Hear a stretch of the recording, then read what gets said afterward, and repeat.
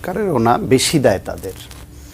আমি তো মঞ্জুবের কাছে ওই হাদি হত্যাকাণ্ডের পরে সব দলকে এক কাতারে আনার যে উদ্যোগ নিয়েছিলেন, সেখানে বিএনপি এবং জামায়াত একসঙ্গে দাঁড়াতে রাজি হয়নি, এটা শুনে হতাশা বোধ করছি, অবিশ্বাস্য লাগছে। হাদির জানাজায় তো দুই দলকে একসঙ্গে দাঁড়াতে দেখলাম, তাহলে তারা বাঁচানোর জন্য একসঙ্গে দাঁড়াতে চাইবেন না কেন? মৃত্যুর পরে একসঙ্গে দাঁড়িয়ে লাভ কি? তাহলে মৃত্যুর পরে জানা যায় তো ঠিকই একসঙ্গে দাঁড়াচ্ছেন, তো তারা মৃত্যুর পর লাশ সামনে রেখে একসঙ্গে দাঁড়াচ্ছেন।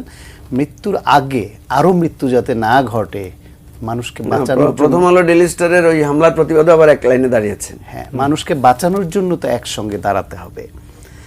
আর এই দুইটা দলের মধ্যে বিভেদ বা প্রতিযোগিতা এখন ক্ষেত্র বিশেষে দেখছি শত্রুতায় পরিণত হচ্ছে।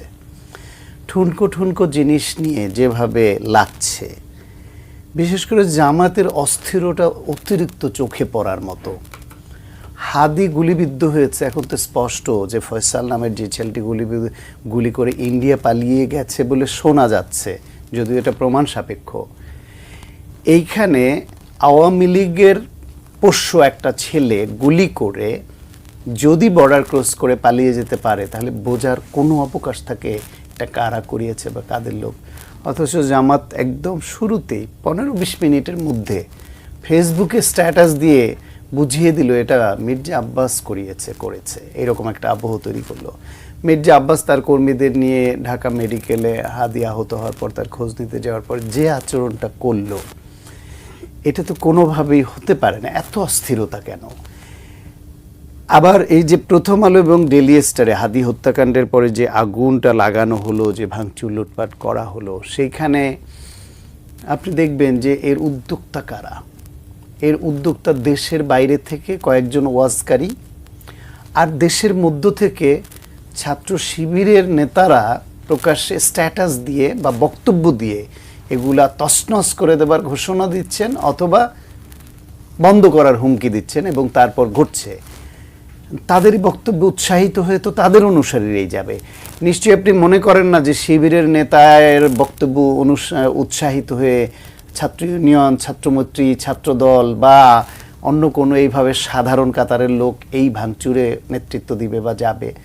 তাদের যারা গুরু মানে, এই নেতাদের, ওই ইউটিউবারদের যারা গুরু মানে, তারাই তো গেছে। ফলে তারা কোন ঘরানা বুঝতে অসুবিধা হচ্ছে। তো এত অস্থিরতা কেন? ভাঙার পরে আবার, ধ্বংস করবার পরে আবার তারা আবার দুঃখ প্রকাশ করে বিবৃতি দিচ্ছেন। একদিকে তাদের ছাত্রনেতারা পোড়াচ্ছেন, তারা আবার বলছে দুঃখিত, এটা আমরা চাই না। তাহলে আগে ফিরাননি কেন? আর সরকারের তরফ থেকে দেখেন, তারা যখন এই হাদি হত্যাকাণ্ডের পর এমন কিছু যে ঘটতে পারে এর আভাস তো পাওয়া যাচ্ছিল, বিভিন্ন জনের ফেসবুকে যে ঘোষণা, উস্কানি দেশে বিদেশে এদের ফলোয়ারদের পক্ষ থেকে, তাতে কি বোঝা যাচ্ছিল না যে কি এরকম একটা ধ্বংসাত্মক কিছু ঘটতে পারে? তাহলে এইখানে আর্মি ডিপ্লয় করা হয়নি কেন আগে? তারপরে হলো গিয়ে পরের দিন কিন্তু ছায়ানটে আগুনটা লাগানো হলো। তাহলে আগের রাতে এরকম ঘটলো, এবং যারা হুমকি দিয়েছে তার মধ্যে তুই উঠেছি ছায়ানটের নাম উল্লেখ করা ছিল। তাহলে কেন সেইখানে যথেষ্ট পরিমাণে রক্ষা করবার জন্য আর সেনাবাহিনী মোতায়েন আগেই হয়নি? সেই জন্য নাহিদ ইসলাম কিন্তু আবার যথার্থই বলেছে যে এগুলি পোড়ানোর পেছনে সরকারের ভেতরের কোনো অংশের ইন্ধন আছে বা সম্পৃক্ততা থাকতে পারে। এখন এই যে তারা একদিকে এগুলা ধ্বংস হচ্ছে, পোড়াচ্ছে, এতদিন পরে বলছেন, এতদিন আমাদের সবক দিয়েছেন মব বলা যাবে না, এটা প্রেশার গ্রুপ।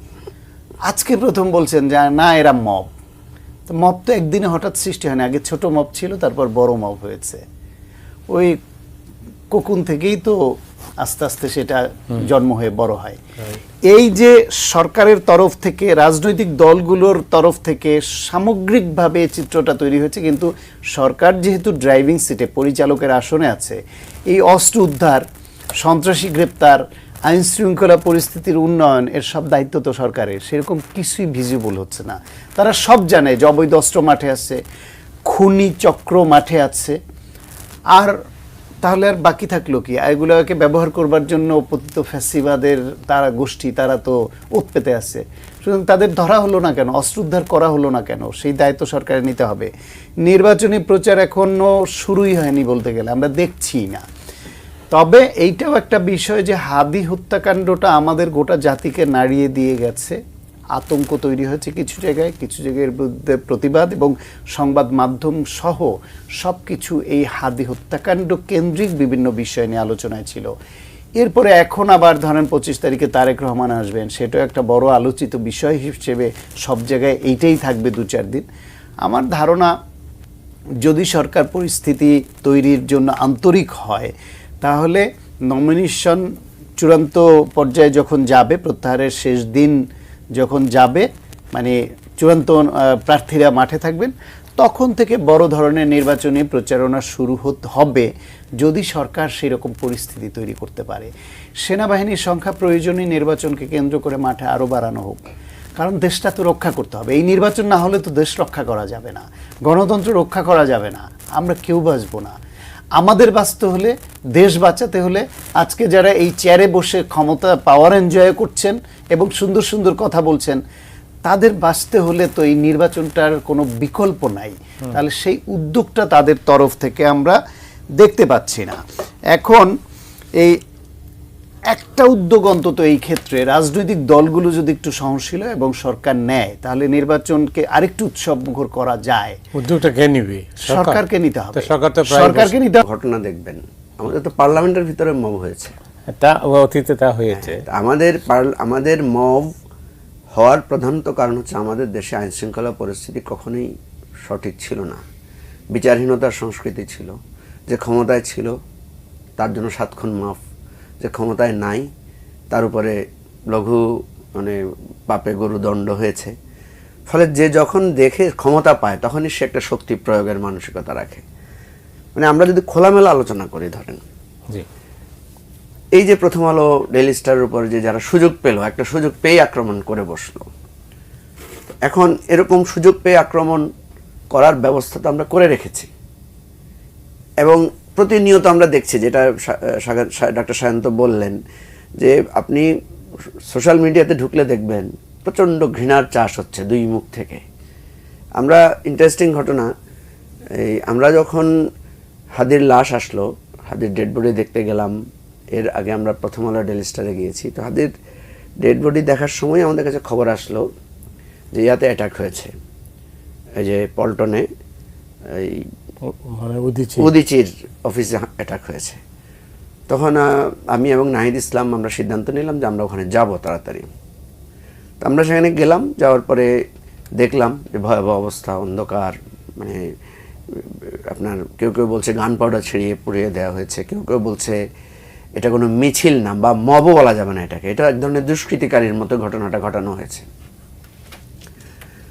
আমরা যখন বেরিয়ে আসছি, বেরিয়ে আসার পরে দেখলাম সেখানে একটা গ্রুপ বিক্ষোভ করছে এনসিপির বিরুদ্ধে, মানে নাহিদ ইসলামকে উল্লেখ করেই তারা উস্কান, মানে এক ধরনের ক্ষুব্ধ প্রতিক্রিয়া দেখাচ্ছে যে হ্যাঁ এখন আসছে এখানে সাধু সাজার জন্য, বা এনসিপিকে দায়ী করলো তারা যে এই ধরনের হুমকি এনসিপির কোন নেত্রী কেন দিয়েছে ইত্যাদি ইত্যাদি। তো নাহিদ ইসলাম খুব মানে শান্তভাবেই সেটাকে ফেস করেছে। উনি বলেছেন হ্যাঁ আপনাদের এই বিক্ষোভে আমরা যে দ্বিধা বিভক্ত, এটারই পরিণতি, এটা সত্য। উনি খুব সুন্দর করে নাহিদ ইসলাম বিষয়টাকে করেছেন, মানে ফেস করেছেন। আমি যেটা বলতে চাচ্ছি, এই যে আপনি ধরেন আমি একটা ভুল করেছি, আমাকে তো ভুল সংশোধনের সুযোগ দিতে হবে। আমরা কেউ কারো ভুল সংশোধন করে মাঝ জায়গায় আসার সুযোগ দিচ্ছি না। যেমন আমি একটু খোলা কথা বলতে চাই, কারণ আমরা আসলে এই ভার নিতে পারছি না। যেমন ধরেন পিনাকি ভট্টাচার্য একজন মানে লেখক বা একজন অ্যাক্টিভিস্ট আছেন, উনি কিন্তু সেদিন রাত্রে বলেছেন যে সবাইকে মাথা ঠান্ডা রাখতে হবে, কোনো ধরনের বিশৃঙ্খলা করা যাবে না। এবং মাহমুদুর রহমান আপনি দেখবেন যে তিনি কিন্তু ওই দিন রাত থেকে উনি অনেককে ফোন করেছেন যে হাদির মৃত্যুর পরে আমাদেরকে শান্ত থাকতে হবে, আমাদের জানাজাটা ভালো করে পড়তে হবে, কোনো ধরনের বিশৃঙ্খলা করা যাবে না ইত্যাদি ইত্যাদি। এখন মাহমুদুর রহমানের অতীত কোনো কথায় হয়তো প্রথম আলোর বিরুদ্ধে ওনার প্রতিবাদ আছে, পিনাকির হয়তো প্রতিবাদ আছে, ঠিক আছে, কিন্তু ওই দিন তো তারা একটা পজিশন নিয়েছেন যে না এটা এই ধরনের কোনো ধরনের করা যাবে না।